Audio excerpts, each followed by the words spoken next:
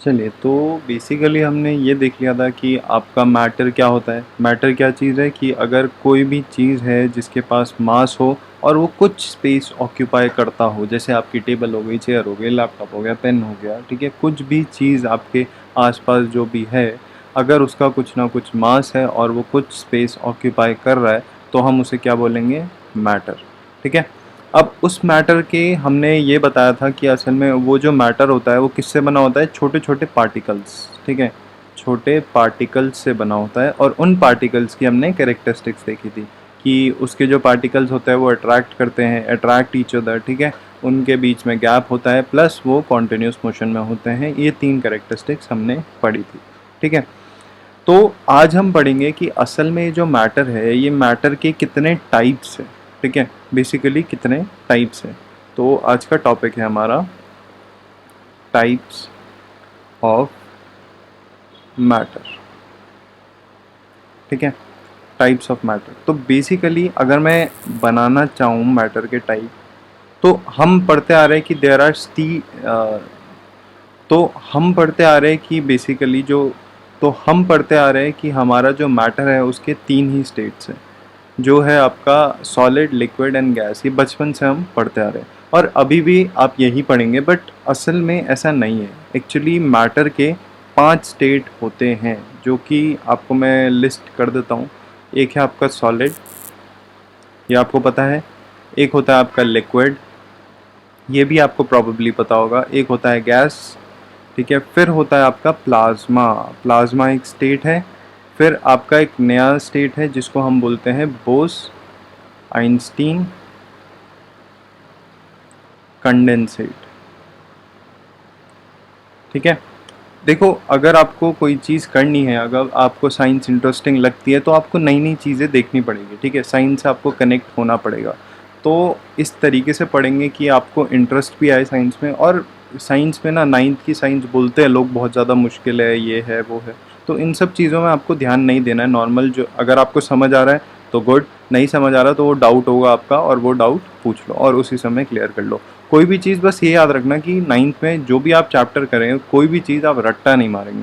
ठीक है, जो भी चीज़ अगर आपको नहीं भी समझ आ रही तो पहले आप समझो उसे कि भाई उसके पीछे क्या रीज़न है, क्योंकि अगर आप रीज़न समझ लेंगे तो लॉन्ग टर्म के लिए आपको याद हो जाएगा, आपकी डिक्शनरी में सेव हो जाएगा। ठीक है, तो बेसिकली पांच स्टेट्स होती है, जो कि हमने बोला solid, liquid, gas, plasma and BEC. ठीक है, बोस आइंस्टीन कंडेंसेट। ये पांच स्टेट होती है, इनके एक एक करके बारे में पढ़ेंगे। ठीक है, बेसिकली आपके सिलेबस में ये तीन ही है और ये तीन को मैं in the form of difference लिखवा देता हूँ, ताकि कि आपकी भी ज़्यादा नोट्स ना बने और आपको डिफरेंस की फॉर्म में भी याद रहे। तो आज हम वैसे इन तीनों की बात करेंगे। ठीक है, फिर ये मैं तब कराऊंगा जब आपकी क्लास, बेसिकली जब आपका चैप्टर ख़त्म होने वाला होगा, क्योंकि इतना ज़्यादा इंपॉर्टेंट नहीं है, तो इसलिए मैं तब कराऊंगा जब आपका चैप्टर ख़त्म होने वाला होगा, ताकि कि आपको नई स्किल्स भी पता चल जाए। ठीक है, और क्या क्या इसमें आता है, क्या नहीं आता है, वो सब चीज़ें डिस्कस करेंगे। ठीक है, तो चलिए, आपको वैसे तो पता ही होगा कि सॉलिड क्या होता है, लिक्विड क्या होता है, गैस क्या होता है। तो ऐसी फॉर्मेलिटी के लिए, ठीक है, ऐसी फॉर्मेलिटी के लिए हम क्या करते हैं, डिफरेंस लिख देते हैं इनके बीच में। तो यहाँ पे लिखते हैं सॉलिड, यहाँ पे लिखते हैं लिक्विड एंड यहाँ पे लिखते हैं गैस। ठीक है, अब देखिए, अगर एक एक करके आता है कि भाई लेट से आपको बोला जाए कि एक के बीच में आप एक को, सॉलिड को एक्सप्लेन करिए, तो जितने पॉइंट्स में सॉलिड में लिखवा रहा हूँ सिर्फ वही लिख दीजिए। फिर जितने मैं लिक्विड में लिखवा रहा हूँ वो सिर्फ और सिर्फ लिक्विड के लिए हो जाएंगे। इसी तरीके से आप लिख सकते हैं। और अगर इनके बीच में कहीं पर डिफरेंस आ जाए, लेट से कि लिक्विड एंड गैस के बीच में डिफरेंस लिखिए, तो वो भी आपका एक तरीके से कवर हो जाएगा। ठीक है, तो in the form of difference कर रहे हैं। ठीक है, तो अब देखिए, यहाँ पे आपको पता है कि सबसे पहले हम बनाते हैं इसका स्ट्रक्चर, कि असल में सॉलिड दिखता कैसा है। तो सॉलिड का क्या है कि मैंने आपको बोला था, लेट से एक मैटर है सॉलिड, क्योंकि मैटर का ही स्टेट है, तो ये मैटर है।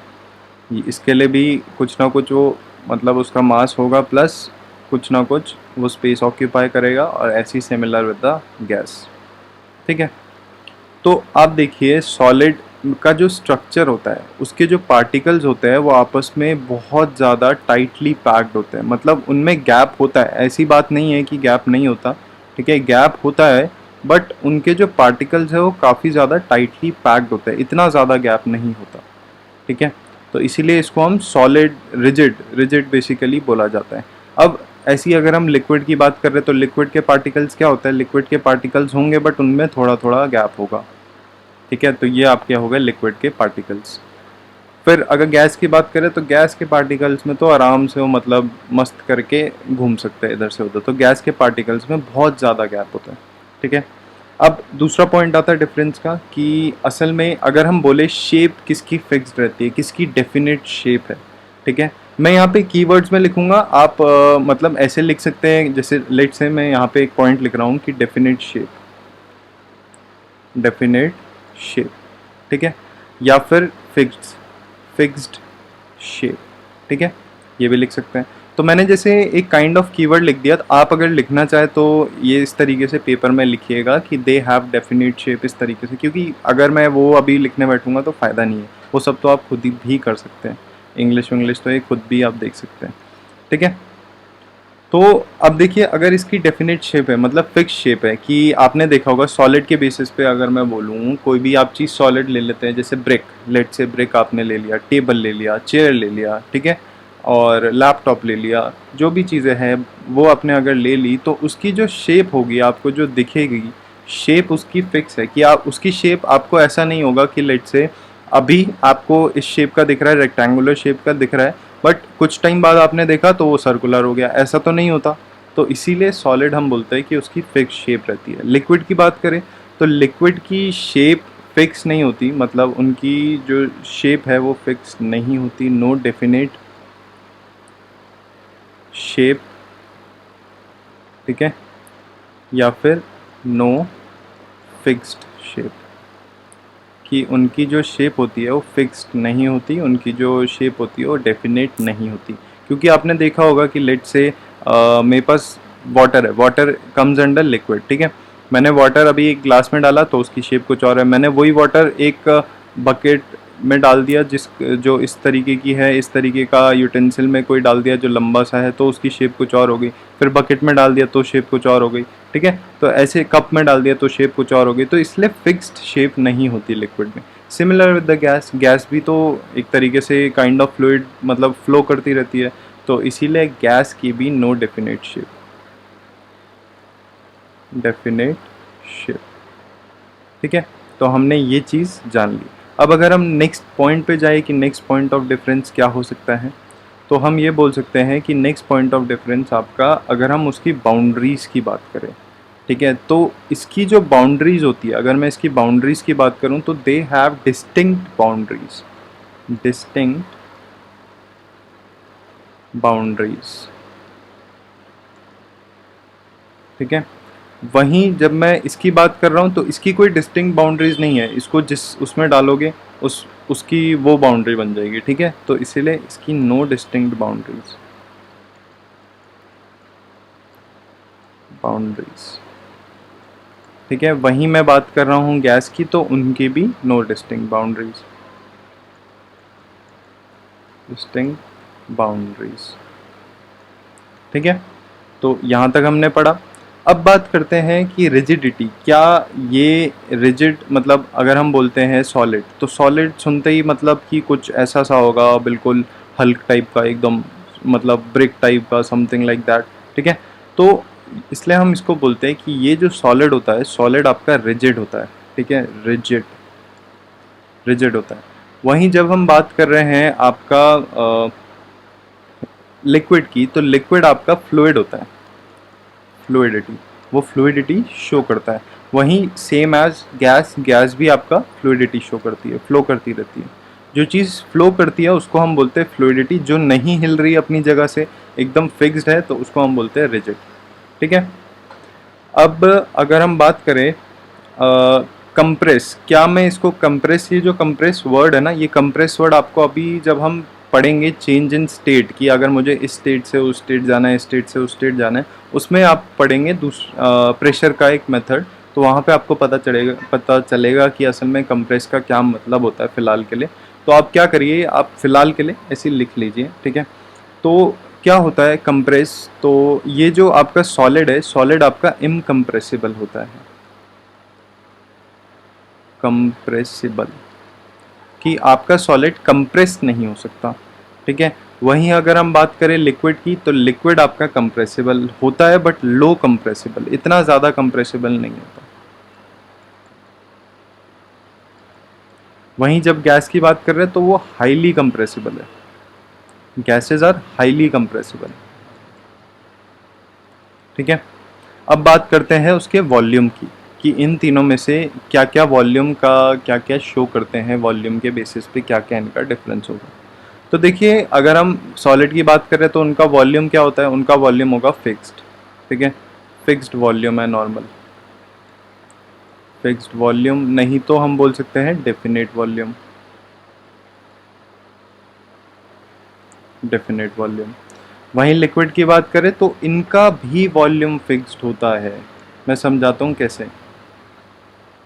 एंड डेफिनेट वॉल्यूम, ऐसा क्यों लिखा मैंने अभी समझाते हैं। तो पहले इसका लिख लेते हैं गैस का। तो गैस का क्या होता है, गैस का no definite volume, definite volume, ठीक है। तो समझते हैं कि असल में इसका फिक्स्ड वॉल्यूम कैसे हो सकता है, जब इसकी फिक्स्ड शेप नहीं है तो वॉल्यूम कैसे फिक्स्ड हो सकता है। ये आप बचपन से पढ़ते भी आ रहे होंगे कि it has no fix shape but fixed volume, ठीक है। ये डेफिनेशन आप पढ़ते भी आ रहे होंगे, बट इसका मतलब क्या है, फिक्स्ड वॉल्यूम का क्या मतलब है। देखिए समझिए कि लेट से फिक्स्ड शेप का तो प्रॉब्ली आपको पता चल गया होगा, ठीक है, कि अगर मैं किसी एक कंटेनर में डाल रहा हूँ तो उतना होगा, ठीक है। अब देखिए वॉल्यूम का मतलब क्या होता है, वॉल्यूम जैसे कि मैंने बोला जैसे आप दूध लेने जाते हैं, ठीक है। अब दूध लेने जब आप जाते हैं तो दूध आप लेट से 1 लीटर दूध लाए, ठीक है, 1 लीटर आप मदर डेयरी से दूध लाए या अमूल का जो भी आप प्रेफर करते हैं वो दूध लाए। तो वो दूध आपने 1 लीटर लिया, आपने देखा वो आपकी पैकेट में आया, ठीक है, वो पैकेट में था 1 लीटर। वही फिर मम्मी, जब आपने वो चीज़ मम्मी को दी तो मम्मी ने क्या करा, उसको किसी यूटेंसिल में डाल दिया, ठीक है, उसको किसी यूटेंसिल में डाल दिया, पतीला हो सकता है, कोई भी यूटेंसिल है उसमें डाल दिया। तो उसकी क्या हुई, जैसे लेट से ये यूटेंसिल है तो उस यूटेंसिल में आपने मिल्क डाल दिया।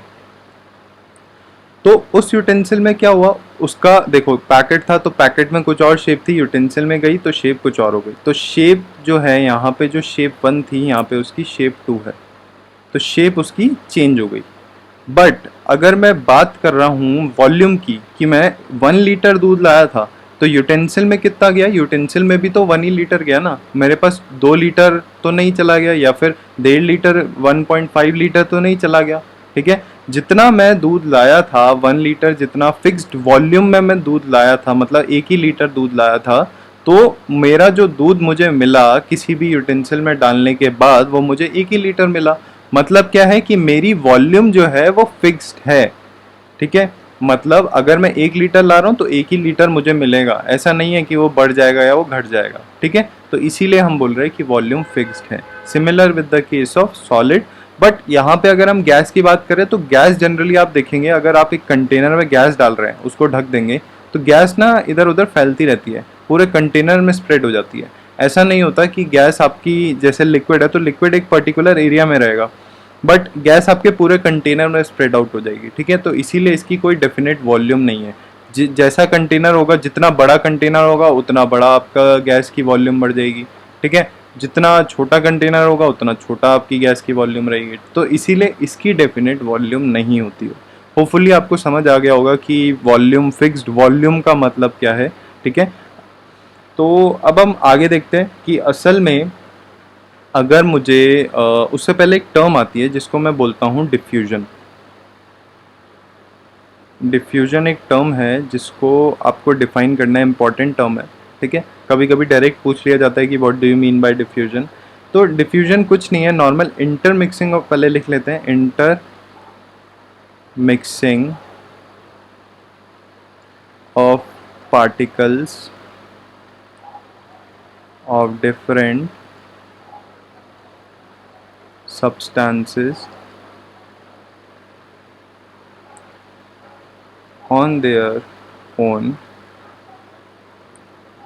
is termed as diffusion, ठीक है। उन्हें हम कहते हैं डिफ्यूजन। जब आपके इंटरमिक्सिंग ऑफ पार्टिकल्स अपने आप सब्सटेंसेस के, जो अलग अलग सब्सटेंसेस है उनके अगर इंटरमिक्सिंग ऑफ पार्टिकल अपने आप हो जाते हैं उस टर्म को हम बोलते हैं डिफ्यूजन। जैसे कि इसका एक हम एग्जांपल लेते हैं, आपने इंस्टेंट स्टिक का नाम सुना होगा, अगर नहीं सुना है तो पक्का पक्का वैसे सुना होगा, अगरबत्ती, अगरबत्ती, ठीक है, ये तो आपने सुना ही होगा, तो इसी को हम इंस्टेंट स्टिक कहते हैं।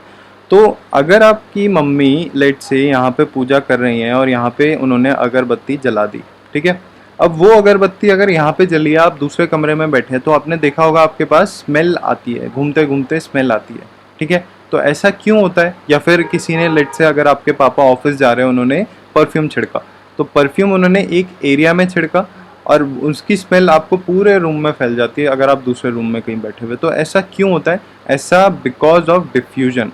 कैसे होता है देखो, जैसे लेट से यहाँ पे ये पूरा एरिया हम लेते हैं, ठीक है, ये पूरा आपका घर है और यहाँ पे कोई आप लेट से आपके पापा हैं और यहाँ पे आप हैं, ठीक है, और यहाँ पे ये जो पूरा एरिया है, यहाँ पे गैस के मॉलिक्यूल्स है, क्योंकि चारों तरफ आपकी गैस तो है ही, ठीक है, तो गैस के मॉलिक्यूल्स है। तो अब आपके पापा ने क्या करा, परफ्यूम लिया और परफ्यूम छिड़का, तो परफ्यूम के जो पार्टिकल्स थे, क्योंकि परफ्यूम भी क्या है, परफ्यूम एक लिक्विड है और लिक्विड आपका एक मैटर होगा, तो मैटर के आपको पता है पार्टिकल्स होंगे, तो उसके जो पार्टिकल्स हैं वो क्या करेंगे, छोटे छोटे पार्टिकल्स आपके गैस के पार्टिकल्स के साथ मिक्स होंगे और वो इतना मिक्स होते चलेंगे, ये जैसे ये आपका पार्टिकल है, ये आपका परफ्यूम का पार्टिकल है, ये इतना मिक्स होते चलेंगे, इतना मिक्स होते चलेंगे कि वो मिक्स कर करके ट्रांसपोर्ट होते चलेंगे, और कब तक ट्रांसपोर्ट होंगे, और वहाँ तक ट्रांसपोर्ट हो गए जहाँ तक आप थे। तो इसीलिए आपको स्मेल आती है, स्मेल कह रहा हूँ, आपको इसीलिए खुशबू आती है बेसिकली, कि आपका अगर एक एरिया में इंस्टेंट स्टिक जलती है या फिर परफ्यूम स्प्रे होता है, तो इसीलिए आपको फ्रेग्रेंस आती है, ठीक है। तो ऐसा क्यों हो रहा है? Because of diffusion. और डिफ्यूजन होपफुली आपको समझ आ गया होगा कि जैसे यहाँ पे गैस के पार्टिकल है और परफ्यूम के पार्टिकल है, दोनों आपस में मिक्स होंगे, मिक्स होने के बाद ये उन्हें ट्रैवल कराएंगे। क्यों ट्रैवल हो रहे हैं? क्योंकि आपको पता है कि अगर हम बात कर रहे हैं पार्टिकल्स की, तो पार्टिकल्स रैंडम मोशन में रहते हैं, ठीक है, तो वो कुछ ना कुछ मोशन तो करेंगे ही करेंगे। तो वो जैसे गैस का पार्टिकल है, वो उसके साथ कहीं चिपक गया तो वो रैंडम मोशन में है, तो रैंडम मोशन कहीं ना कहीं आपको उस आपके पास पहुंच जाते हैं। तो इसीलिए just the intermixing of the particles of the different substances on their own, अपने आप मिक्स हुए, आपने तो मिक्स नहीं करे, ठीक है, on their own is termed as diffusion, ठीक है। एग्जाम्पल आप इंस्टेंट स्टिक का दे सकते हो और एक्सप्लेन कर सकते हो कि लेट से आप एक कॉर्नर ऑफ द रूम में हो, वहाँ पे इंस्टेंट स्टिक जली, तो इस तरीके से आपको एंड ऑफ द रूम तक स्मेल फ्रेग्रेंस आएगी, ठीक है। तो ये आपकी चीज़ हो गई डिफ्यूजन। अब हमने देखो, अब लेट से एक काइंड ऑफ सेल्फ इवैल्यूएशन करते हैं, सेल्फ एनालिटिक्स पढ़ते हैं कि अगर जो आपने पढ़ा था, जो लास्ट क्लास में पढ़ा था, आपने 3 कैरेक्टरिस्टिक्स पढ़ी थी। क्या पढ़ी थी? सबसे पहले पार्टिकल की फर्स्ट कैरेक्टरिस्टिक्स कि they are in random motion, ठीक है। फिर उसके बाद आपने पढ़ा कि they have space between them, ठीक है। फिर आपने पढ़ा कि उनके बीच में अट्रैक्शन होता है, तो they have force of attraction between them. ये किनके बीच में है? ये बेसिकली पार्टिकल्स की बात हो रही है, पार्टिकल्स ऑफ मैटर की बात हो रही है। ये 3 आपने कैरेक्टरिस्टिक्स पढ़ी थी। अब अगर मैं आपको बोलूं कि आपने अभी 3 स्टेट्स ऑफ मैटर पढ़ी हैं, उनको अगर आप असेंडिंग ऑर्डर में अरेंज करना चाहें कि रैंडम मोशन जो है, तो किस सबसे ज़्यादा रैंडम मोशन कहाँ पे होगा, किस स्टेट में होगा, बेसिकली सॉलिड में होगा, लिक्विड में होगा, या गैस में होगा। अगर मैं आपको बोलूं कि आप असेंडिंग ऑर्डर में अरेंज करें, उसी तरीके से स्पेस बिटवीन देम, कि सबसे ज़्यादा स्पेस किस में होगी, सॉलिड में होगी, लिक्विड में होगी, या गैस में होगी, ऐसी असेंडिंग ऑर्डर में आपको ऐसी फोर्स ऑफ अट्रैक्शन अगर आपको असेंडिंग ऑर्डर में अरेंज करना है, तो आप एक बार लिखिए। देखिए असेंडिंग ऑर्डर क्या होता है, आपका सबसे कम, सबसे, जैसे रैंडम मोशन है तो सबसे कम रैंडम मोशन किस पे होगा, उसके बाद किस पे होगा, उसके बाद किस पे होगा, तो वो आपको अरेंज करना है इस फॉर्मेट में। तो आपको मैं थोड़ा सा टाइम दे रहा हूँ, तो आप खुद एक बार अरेंज करिए, देखते हैं कि आप खुद कर पाते हैं नहीं कर पाते, फिर मैं आपको सोल्यूशन प्रोवाइड करता हूँ, ठीक है। और वीडियो को पॉज करिए। तो अब मैं आपको सोल्यूशन देने जा रहा हूँ, ठीक है, होपफुली आपने कर लिया होगा। तो रैंडम मोशन की बात करें तो देखिए, रैंडम मोशन के लिए सबसे ज़्यादा रैंडम मोशन वहीं पर होगा जहाँ पे सबसे ज़्यादा स्पेस है। तो आप देखिए सबसे ज़्यादा स्पेस कौन से स्टेट ऑफ मैटर में होती है, सबसे ज़्यादा आपकी गैस में होती है। तो इसलिए गैस सबसे ज़्यादा आपकी गैस में होती है, और सबसे कम किस में होगी, सबसे कम जहाँ पे स्पेस है ही नहीं, तो सबसे कम स्पेस आपकी सॉलिड में। तो सबसे कम से स्टार्ट कर रहे हैं, क्योंकि मैंने बोला था असेंडिंग ऑर्डर में हम अरेंज कर रहे हैं, ठीक है। तो सबसे कम सॉलिड में है, उसके बाद लिक्विड आएगा आपका, उसके बाद आपका गैस आएगा, ठीक है। ये आपका अरेंजमेंट हो गया। अब स्पेस बिटवीन देम, तो सबसे कम स्पेस किस में होती है, सबसे कम सॉलिड में होती है, उसके बाद लिक्विड में होती है, उसके बाद गैस में होती है, ठीक है। अब फोर्स ऑफ अट्रैक्शन, सबसे ज़्यादा फोर्स ऑफ अट्रैक्शन किस पे होगी, सबसे ज़्यादा फोर्स ऑफ अट्रैक्शन उस पे होगी जिसमें पार्टिकल पास पास है। कि लेट से अगर ये सॉलिड है तो ये फोर्स ऑफ अट्रैक्शन तभी तो शो कर पाएंगे जब ये पास में, अगर दूर में कोई पार्टिकल है तो वो आपस में एक दूसरे को फोर्स ऑफ अट्रैक्शन कैसे शो करेंगे, ठीक है। तो सबसे कम फोर्स ऑफ अट्रैक्शन आपकी गैसेस में होती है, उसके बाद आपकी लिक्विड में होती है, एंड उसके बाद आपकी सॉलिड्स में होती है, ठीक है। ये चीज़ आपकी ध्यान रखने वाली है कि अगर आपकी बात करें तो इनको असेंडिंग ऑर्डर में इस तरीके से अरेंज करेंगे, ठीक है। और अगर आप ये कर पाए तो वेल एंड गुड, ठीक है। अब हम बात करते हैं नेक्स्ट टॉपिक की, जो है आपका change in state. Change in state का मेरा मतलब क्या है कि लेट से अगर मुझे बोले कोई कि मुझे सॉलिड से लिक्विड चेंज करना है, तो क्या मैं कर पाऊंगा, हाँ कर सकता हूँ। तो उसके पीछे क्या क्या मुझे करना पड़ेगा, तो वो चीज़ हम पढ़ेंगे। फिर अगर मुझे लिक्विड टू गैस अगर चेंज करना है, क्या मैं कर सकता हूँ, हाँ कर सकता हूँ। क्या मैं सॉलिड से डायरेक्टली गैस चेंज कर सकता हूँ, हाँ कर सकता हूँ। क्या मैं गैस से डायरेक्टली सॉलिड चेंज कर सकता हूँ, हाँ कर सकता हूँ। क्या मैं गैस से लिक्विड चेंज कर सकता हूँ, हाँ कर सकता हूँ। तो वो चीज़ें हम देखेंगे कि किस तरीके से कर सकते हैं, और नेक्स्ट क्लास में हम उन चीज़ों के नाम पढ़ेंगे कि असल में अगर मैंने सॉलिड टू लिक्विड करा है तो उस प्रोसेस का नाम क्या है, ठीक है। अभी के लिए हम ये पढ़ेंगे कि असल में अगर आपको चेंज इन स्टेट करनी है, इंटर चेंजिंग ऑफ स्टेट्स अगर आपको करनी है, solid to liquid, liquid to gas, जो भी आपको करना है, तो आपको दो मेथड यूज़ करने पड़ेंगे। एक होता है by changing temperature, by changing temperature, और एक आपका होता है बाय चेंजिंग प्रेशर, ठीक है। प्रेशर को चेंज करना, और एक होता है आपका टेम्परेचर को चेंज करना। तो दोनों को एक एक करके पढ़ते हैं। लेट से मैं बाय चेंजिंग द टेम्परेचर की बात कर रहा हूँ। अब अगर आपके पास सॉलिड है, कोई चीज़ सॉलिड, लेट से एग्जांपल हम यहाँ पे आइस का ले लेते हैं। तो आइस आपका सॉलिड है, ठीक है। उसको अगर आप हीट करेंगे तो आपको क्या मिलेगा, आपने क्या करा, एक तरीके से टेम्परेचर बढ़ाया, ठीक है।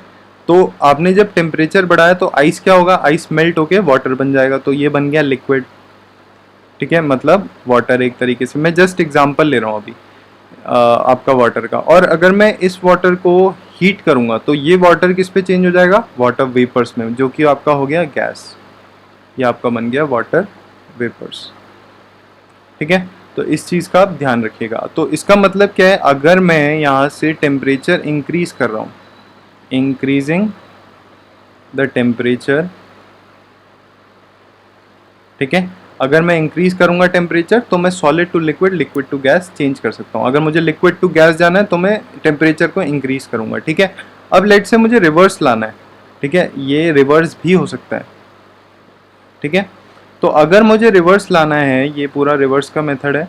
तो अगर मुझे गैस वाटर वेपर्स को वाटर में चेंज करना है तो क्या करूंगा, मैं टेम्परेचर को डिक्रीज कर दूंगा। तो बाय डिक्रीजिंग द टेम्परेचर, अब टेम्परेचर को डिक्रीज कर दूंगा तो मेरा वाटर बन जाएगा। अब वाटर को मुझे आइस बनाना तो मैं क्या करूंगा, टेम्परेचर डिक्रीज कर दूंगा, उसे ठंडा कर दूंगा, ठीक है। तो मैंने ठंडा कर दिया तो वो आइस पे चेंज हो गया, मतलब सॉलिड पे चेंज हो गया। तो ये मेरा बाय डिक्रीजिंग द टेम्परेचर हो गया। तो आप इस चीज़ का ध्यान रखिए कि अगर मुझे सॉलिड टू लिक्विड जाना है या फिर लिक्विड टू गैस जाना है तो मैं इंक्रीज करूंगा टेम्परेचर को, और अगर मैं अपोजिट ला रहा हूँ कि गैस टू लिक्विड लाना है और लिक्विड टू सॉलिड अगर मुझे बनाना है तो मैं टेम्परेचर को डिक्रीज करूँगा, ठीक है। चलिए, तो ये तो हो गया आपका टेम्परेचर की बात। अब अगर मैं प्रेशर की बात करूं तो प्रेशर के लिए आपको पहले ये समझते हैं, पहले लिख लेते हैं सॉलिड, ठीक है, उसके बाद लिक्विड, लिक्विड देन आपका गैस, ठीक है। तो ये हमने लिख लिया है। अब देखते हैं कि असल में आपका जो सॉलिड है, अगर मुझे सॉलिड टू लिक्विड जाना है बट मुझे टेम्परेचर अब यूज़ नहीं करना, अब मैं यूज़ करूँगा प्रेशर। तो प्रेशर का मतलब क्या है कि लेट से पहले मैं गैसेस लेता हूँ, ठीक है। अब मैंने यहाँ पे ये गैस लिया, ठीक है। ये गैस के मॉलिक्यूल्स है, इतना दूर दूर तो रहते ही हैं वो। तो प्रेशर का मतलब है कि मैंने उनमें प्रेशर अप्लाई करा, यहाँ से प्रेशर अप्लाई करा, यहाँ से प्रेशर अप्लाई करा, यहाँ से प्रेशर अप्लाई करा, यहाँ से प्रेशर। तो ये जो प्रेशर अप्लाई करने के प्रोसेस होता है ना, इसको मैं बोलता हूँ कंप्रेसिबिलिटी, कि कितना कंप्रेस हो पा रहा है। तो मेरा गैस सबसे ज़्यादा कंप्रेसिबल होता है। होपफुली अब आपको कंप्रेसिबिलिटी का मतलब समझ आ गया होगा, ठीक है। कि जब मैं प्रेशर अप्लाई कर रहा हूँ तो मेरा मतलब है कि मैं उस चीज़ को कंप्रेस कर रहा हूँ, मतलब उसके पार्टिकल्स को और पास लाने की कोशिश कर रहा हूँ, ठीक है। तो उस तरीके से अगर मैं देखो यहाँ पे अगर मैंने प्रेशर लगाया उसके पार्टिकल्स पास आ जाएंगे, तो पास आ गए तो मतलब कंपैरेटिवली वो कंप्रेस हो गया। मतलब ये अगर उसके पार्टिकल आ गए तो इतने पास किसके होते हैं, लिक्विड, ठीक है। अब उसके बाद मैंने क्या करा, उस लिक्विड पे फिर से प्रेशर लगाया, ठीक है। अब मैंने जब प्रेशर लगाया तो उसके पार्टिकल्स और पास आ गए, और पास आ गए। तो इसका मतलब क्या है, अगर मैं प्रेशर को इंक्रीज कर रहा हूँ, यहाँ पे अगर प्रेशर इंक्रीज कर रहा हूँ तो मेरा जैसे गैस था तो गैस से लिक्विड बन जाएगा, लिक्विड से सॉलिड बन जाएगा, ठीक है। तो ये इंक्रीजिंग द प्रेशर हो रहा है। तो यहाँ पे पहले मैं एक सेकेंड इसको ज़रा साफ कर दूँ वरना हौच पौच सा लगेगा ये एंड ये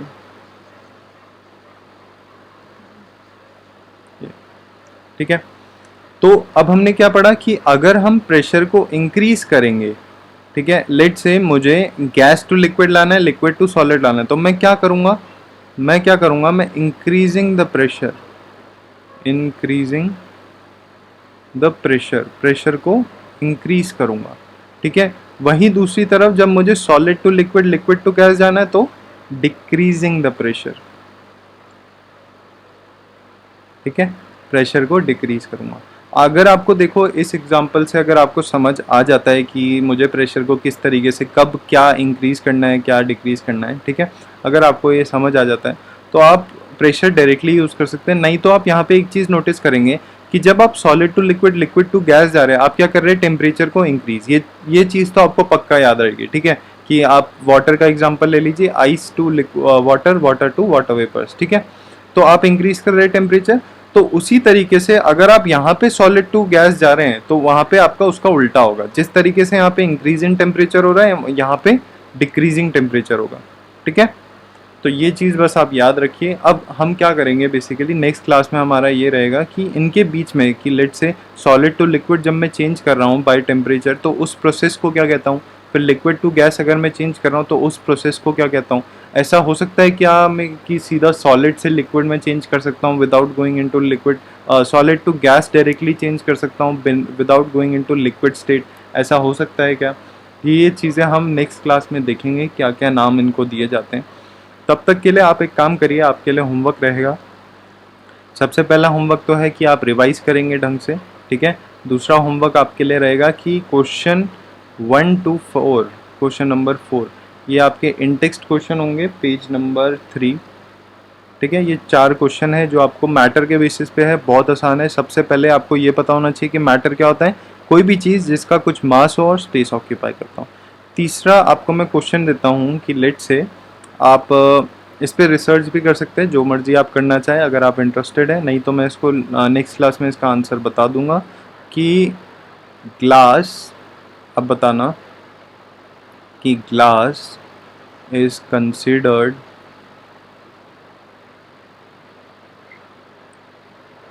इन which state of matter, glass is considered in which state of matter, कि आपका जो ग्लास है वो आपका सॉलिड में आता है, लिक्विड में आता है या फिर गैस में आता है। ये आप या तो थोड़ा बहुत रिसर्च करना चाहे तो कर सकते हैं इसके ऊपर, नहीं तो मैं आपको इसका आंसर बताऊंगा नेक्स्ट क्लास में, ठीक है। तो ये 3 आपके लिए होमवर्क रहेगा, होपफुली आप कर लेंगे। अगर कोई डाउट होता है तो लेट मी नो। तो आज की वीडियो के लिए बस इतना ही।